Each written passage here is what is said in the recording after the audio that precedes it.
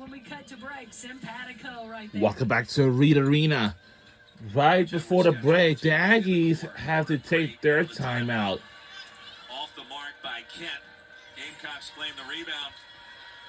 And new momentum in this fourth quarter, now leading by 11. I feel like there's a little breathing room now. You feel the players feel that. Hey, this is what league play is all about. You get to early February, it becomes a grind. We talked about that with Dawn Staley today. And the one question we have for her is, how do you change? So after this game, then we have to go straight to sleep, okay? So we gotta get some, well, because I gotta go to work tomorrow and go on from there. Become shorter. You're trying to save legs and make sure that everybody is well rested. McDaniel. It's oh. And for Nicira, that's going to be her fifth. So Pryor's going to foul out. Donné already fouled out after picking up the technical. And an incredible performance for number one. Texas A&M comes to a close tonight, and Joni Taylor offering her encouragement.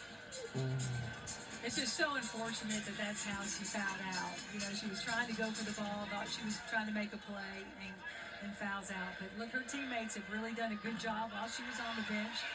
This game has a lot of time left in it.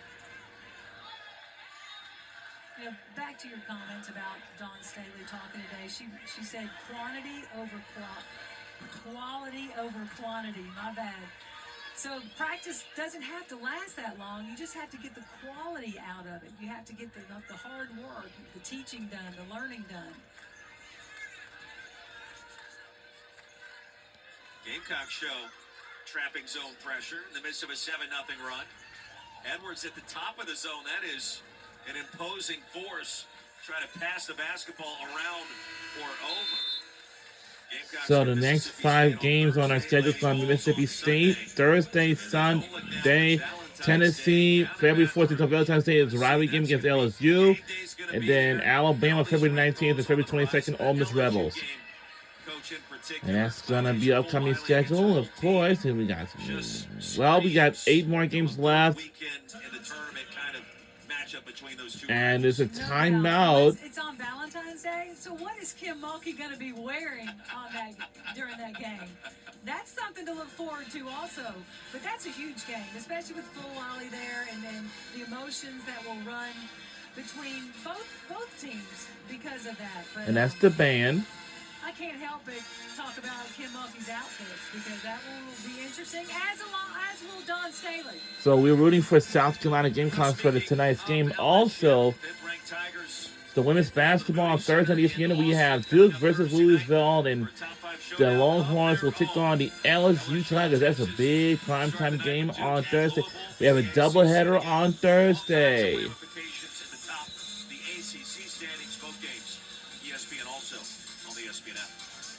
Okay, what a rematch with this LSU-Texas game. That's going to be phenomenal. But the way Duke has come back into this season after the slow start back in November and December, boy, Carol Lawson has then turned around and really headed in a great direction. Jeff Walsh's team playing some pretty good basketball as of late, too. He's a fantastic coach. He does a great job of punching his players' buttons and getting the most out of them. I have mass respect for what he gets done at Louisville. And look, what a game between Louisville and South Carolina earlier in the year. Approaching 2 minutes to play. South Carolina in a much more advantageous spot. 8 minutes into this fourth quarter than how it began. Off the hill, Edwards, another rebound, and Joyce Edwards, her incredible. We're on 7-0 run so far. 12 boards, another double-double. Because the Aggies, they got one more timeout left to go. Well, she turned it on. As a reminder, all in this fourth quarter, and it has been pretty much the Joyce Edwards show. On the attack, the blocking foul, late whistle, but Edwards back to the free throw line. We're under 2 minutes left to go in the fourth quarter. She's just so versatile, Roy, where she can put the ball on the floor, she can screen and roll, she can. The only thing I see Joyce needing to add to her game is that three-point shot. You know, to be able to stretch the floor, and that's something that she's got to continue to work on. She's got time to do that, right? Absolutely, absolutely. And I'm a firm believer and in a player. can add that to their game. You just have to spend quality time. Maybe that's where the quantity comes in. Quantity time in the gym to perfect your three-point shot. Blows back on the floor, and Spencer, the Texas A&M bench. Aggies played well tonight. Now trailing by 14. They battled back. Gamecocks without two starters. That certainly played a factor in what we've seen. And I love this 1-3-1 that South Carolina's playing right here. Joyce Edwards at the top of it. Now, there's your vulnerable spot in that zone in the corners. Trying to change things up a little bit. Make A&M think about their offense, but they did give up that three. Kent, the LSU transfer, laid back down to 11. A&M needs a stop. A couple of quick buckets. Gamecocks have been tested tonight on the road. Edwards down low. 26 on the board for number 8 in white. Really good offense by South Carolina, attacking the elbows against that zone and then beating them in the back cut on the back door, on the baseline. Edwards gets the steal. Joyce Edwards. Yes, it is. Game over. She really has. She's shown us a lot of different, in a variety of ways. 28 and 11. 4 dimes as well for the sophomore from Camden, South Carolina. She's got so much experience. She plays USA basketball. She's won gold medals with USA basketball. She will be an Olympian one day. I can't imagine her not being. So she's done just about everything you can ask a player to do on the floor tonight for South Carolina. We'll be taking our timeout. In between the third and fourth quarters, going out to break. And coming up next, we have a.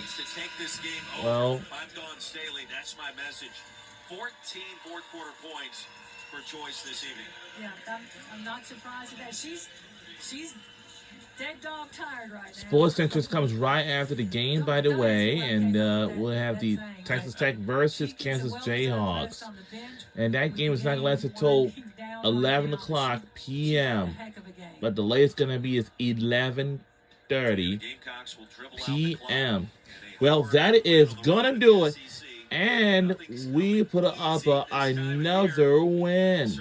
Our final score is 71-56. Go South Carolina Gamecocks on another win. And we are out of here. Road wins are the hardest to come by, and this one was a tough one for South Carolina tonight. Down 2 starters. That's a disruption that not everybody you can't always understand that, but kudos to South Carolina for hanging tough.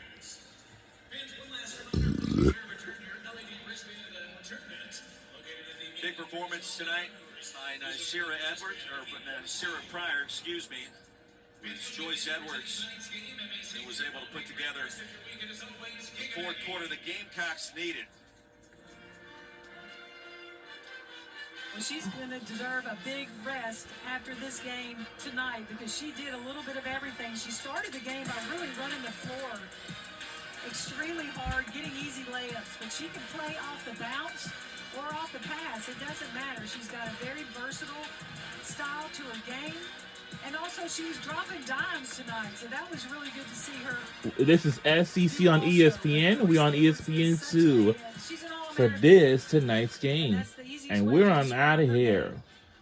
Gamecocks in the game on a 13-3 run to create that final separation.